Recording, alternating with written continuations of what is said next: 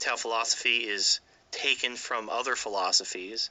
So, it's not like MGTOW is some kind of patented, copyrighted philosophy.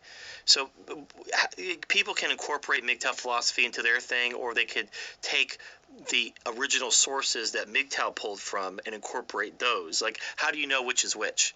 If somebody is incorporating, some Stoic, Nietzschean philosophy, whatever, how do you know where does MGTOW philosophy begin and how much of it is from the original source? Now, as far as them charging for essentially MGTOW philosophy, people are going to do that. People have been doing that anyway. So it's one of those things where you just have to let the market work.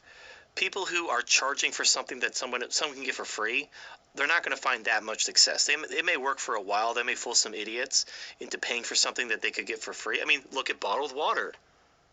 That's fucking brilliant marketing.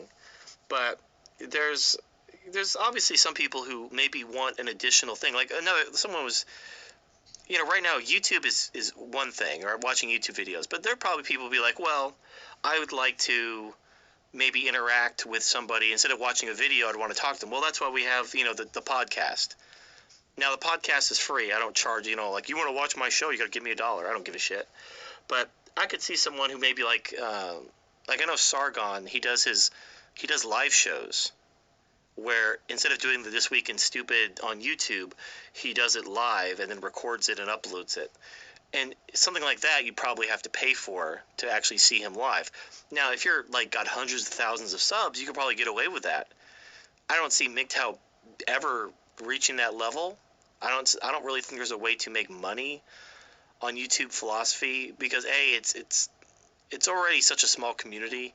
You're not going to be able to sustain yourself off of that. And then also we're talking about a philosophy which essentially men, they incorporate and then they leave. There aren't a lot of people who like these people who are like, oh, I've been following your content for years and years and years. Well, my question is, are you self-actualized? Because if you've been watching my content for years and you're not self-actualized, why aren't you self-actualized? If you are self-actualized, I hope you're getting something out of my content. What I hope is you're not watching my content, but then you're basically stagnating on your journey. Now, but I've talked to other people who they watch my content for like 6 months, a year, and they basically write me a message telling me that this is goodbye. They've enjoyed my content, but now life is pulling them in a different direction. But they wanted to thank me, and they're gone, and I never see them again. And that's not a sad occasion. That's like good. You're self-actualizing. You're moving forward. You're going your own way. That's a good thing. There's no bad blood. There's no remorse. So it's one of those things where how do you make money on that? How do you make money on a philosophy where people are going to leave?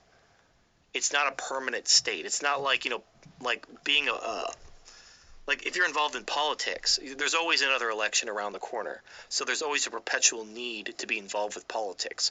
There isn't a perpetual need to be involved in MGTOW philosophy. Once you incorporate it, once you make the changes in your life, once you achieve self-actualization, you're basically done. And at that point, by the time you've reached self-actualization, your version of MGTOW philosophy is going to be your own.